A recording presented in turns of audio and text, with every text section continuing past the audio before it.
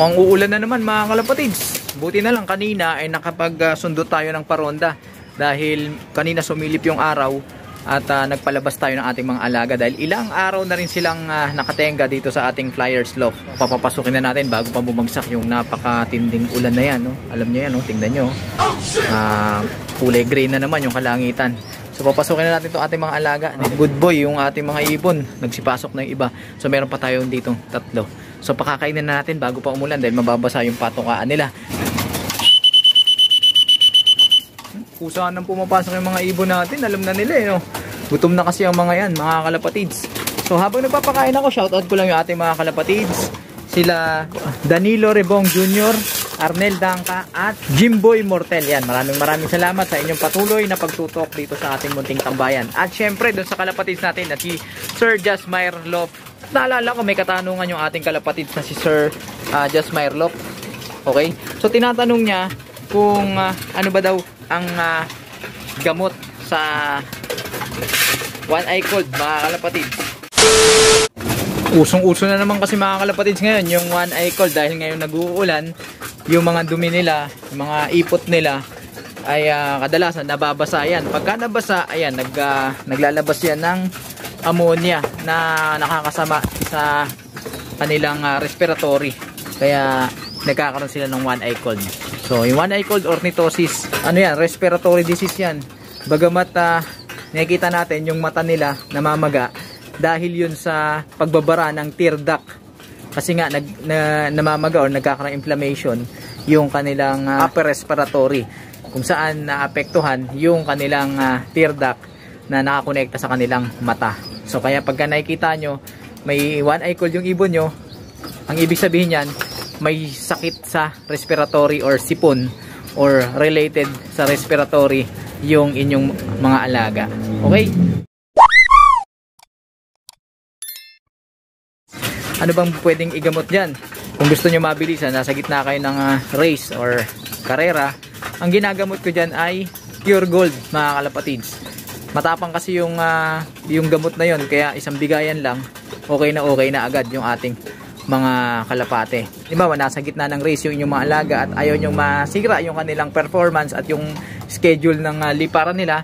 Ginagawa ko, sinusubukan ko na yan sila ng Pure Gold. Kung hindi na maganda yung kalagayan ng ibon mo at kailangan mong gamutin ng mabilisan, ayan, nire-recommenda ko, painumin mo ng Pure Gold para makita mo agad yung kanyang epekto.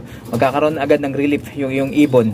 Ang paraan ng gamutan base dun sa recommended ng brand, isang capsule sa isang araw, 5 to 7 days. Ayan, para talagang gumaling yung iyong alaga. Pero sa experience ko, isang bigay mo pa lang yan, kita mo yung iyong ibon ay nagkakaroon na ng magandang epekto. Pwede rin naman kayo gumamit ng mga water soluble, yung mga hinahalo sa tubig, okay?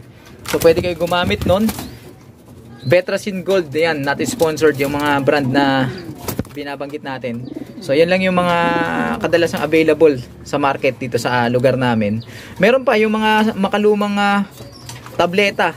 Ano bang yun? Nakalimutan ko na, hindi na rin kasi ako gumagamit. Pero dati yun ang ginagamit namin, yung hinahati namin sa dalawa kasi masyadong matapang yun. 500, ano ba tawag doon? Nakalimutan ko na. Amtil ba yun? Amtil. Oh, hahatiin mo sa dalawa kasi 500 yun. So para mabawasan yung dosage, yun, matapang din yun.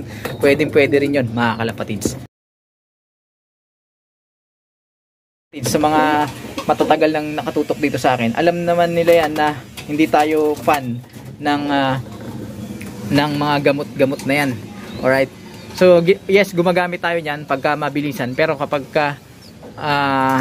wala namang liparan, kagaya nito, nandito lang sila sa loft tapos tinamaan sila ng one eye cold, hindi ko agad-agad sila ginagamot, mga kalapatids. Ang dahilan dahil gusto kong i-challenge yung kanilang immune system at lumakas yung kanilang resistensya para hindi sila madaling magkasakit.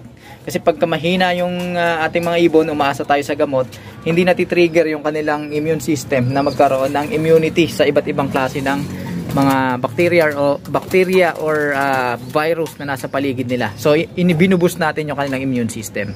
Kung paano natin yung sinasagawa, ayan, yung video na yan, ilalagay ko dyan yung thumbnail. Panoorin nyo yan, marami kayong makakuhang idea dyan sa mga kanubi natin dyan. Kung gusto nyo maging healthy yung ibon nyo, malakas yung resistensya, at hindi pa kayo gumastos pambili ng gamot. Ayan yung ginagawa kong pamamaraan kapag nagagamot ako ng one eye cold sa aking mga ibon na nakatambay lang naman, nakatenga lang naman dito sa ating flyer slope, paronda-ronda lang. Pero ibang usapan kapag naglilipad na tayo at may schedule sa truck, tapos pagka uwi ng ibon natin galing ng liparan ay nahawa siya dun sa truck, or umuwi na merong infection, may one eye cold, ginagamot natin yan mga kalapatis, kasi merong schedule tayong hinahabol para na sa ganun di maapektuhan yung schedule ng ating mga ibon sa ginagawa nilang liparan, at kahit pa paano ay makarecover agad as soon as possible. Alright mga kalapatids, yan muna ang pasilip natin dito sa ating munting tambayan. At pasensya na kayo, medyo nag-uulan kaya medyo hindi ako nag-aakyat dito sa ating flyer slope. Ang ginagawa ko lang ay sinisiguro ko na okay yung ating mga alaga at hindi sila nababasa. Kasi yan, usong-usok kasi talaga yan. Yung one eye cold at kung ano-ano pang mga karamdaman pagka ganitong nag-uulan, dahil nababasa yung kanilang mga dumi, nalalanghap nila yung mga ammonia at kung ano-ano pang mga bakterya.